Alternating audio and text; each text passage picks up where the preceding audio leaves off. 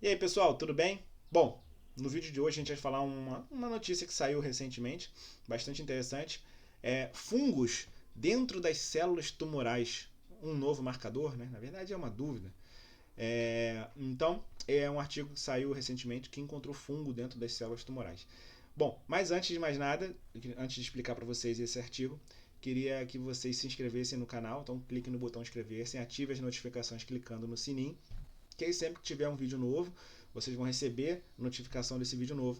E também não deixe de se inscrever e compartilhar, de curtir e compartilhar esse vídeo, que aí sempre que esse canal for ser mencionado, ele vai sendo mencionado para mais e mais pessoas, vai aparecendo para mais e mais pessoas. E eu sempre trago, né, notícias de qualidade, com informações sobre câncer de uma maneira simples, claro, com linguagem bem simples. E isso vocês curtindo, compartilhando os vídeos, vai estar ajudando a mais e mais pessoas serem atingidas. Tá?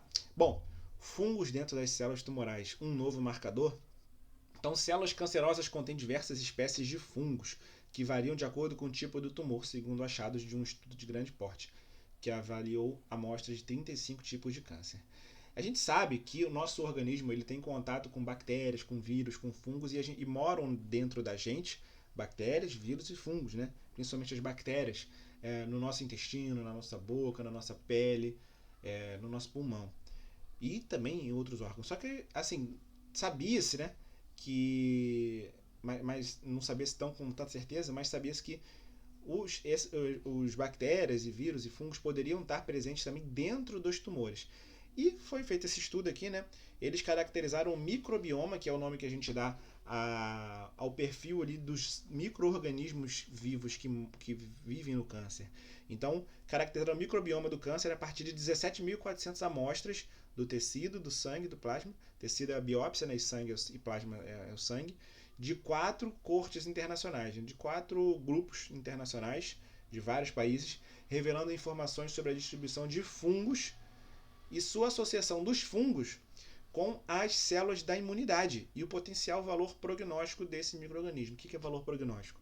É se a presença ou não de determinado tipo de fungo pode dizer para a gente se aquele paciente vai responder mais ou menos a algum tipo de tratamento. Tá?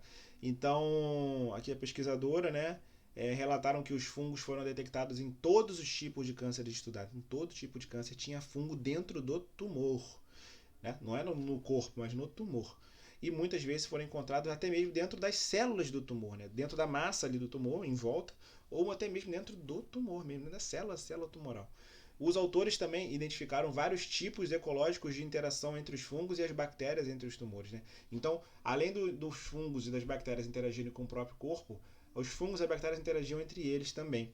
E os fungos intratumorais estratificaram desfechos clínicos, inclusive respostas imunoterápicas. Isso é legal, porque a presença ou não de certos fungos mostraram realmente que os pacientes iam melhor ou pior a determinados tratamentos, principalmente os tratamentos de imunoterapia. Além disso, a ausência de DNA, né, fúngico, da presença de fungos, indicou os pacientes saudáveis e os pacientes com câncer em estágio inicial. Então, até mesmo a presença de fungo sugeriu que aqueles pacientes poderiam estar com câncer ou não. Né? Então, foi um estudo interessante ali, né, para dar ideias para a gente. Né? Os achados foram publicados na revista em setembro, né? Então já tem um tempinho, mas saiu agora aqui essa notícia, né? No periódico Cell, que é um periódico, uma revista bastante importante. E aqui ele fala mais um pouquinho, né, sobre a existência de fungos na maioria das neoplasias em humanos. É ao mesmo tempo uma surpresa e algo esperado, como eu falei que já se conhecia. É surpreendente porque não sabemos como os fungos entram nos tumores e como entram nas células também, né? Mas também é esperado porque se encaixa no padrão de microbiomas saudáveis, ou seja, no nosso organismo tem áreas que tem fungos também. E por que seria diferente no tumor não ter fungo, né?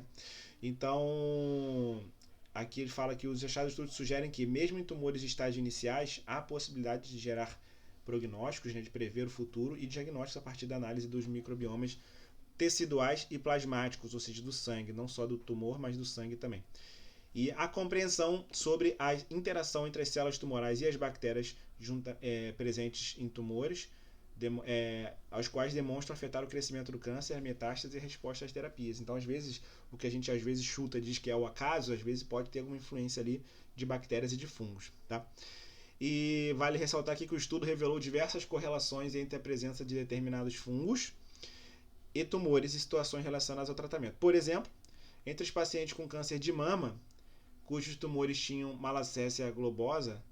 Malassezia são fungos que estão na pele, né? Tem Malassezia furfur, que causa pano branco, por exemplo. Mas Malassezia é uma bactéria comum na pele. A taxa de sobrevida foi menor do que quem não tinha esse tipo de fungo. Então, é o fungo que está causando pior da sobrevida? Não sei, ninguém sabe. Talvez tenha uma interação com a químio, interação com a imuno, interação com o próprio organismo. Mas a presença realmente diz alguma coisa, né?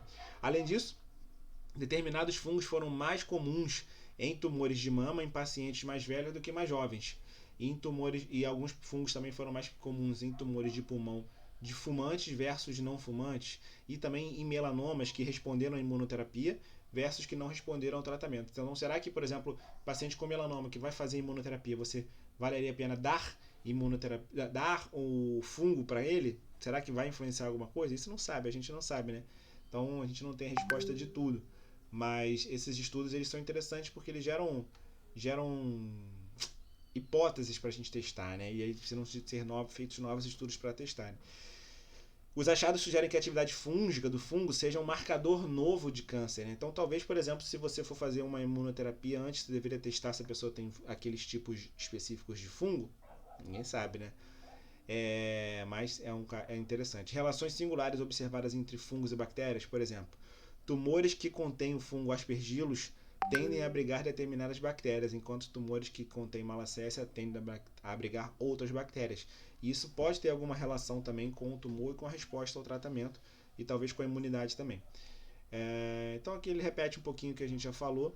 Então assim, é muito interessante essa pesquisa, esse estudo, né? E para a gente ver que nosso corpo abriga vários micro-organismos diferentes, e a gente tentar manter o nosso corpo mais saudável possível vai consequentemente trazer bactérias e fungos mais benéficos para o nosso organismo do que os fungos que causam problemas, porque é uma questão de equilíbrio. Se a gente se alimenta bem, faz atividade física, tem um corpo saudável, o nosso corpo vai facilitar com que bactérias e fungos saudáveis se alimentem mais e sobrevivam mais no nosso organismo.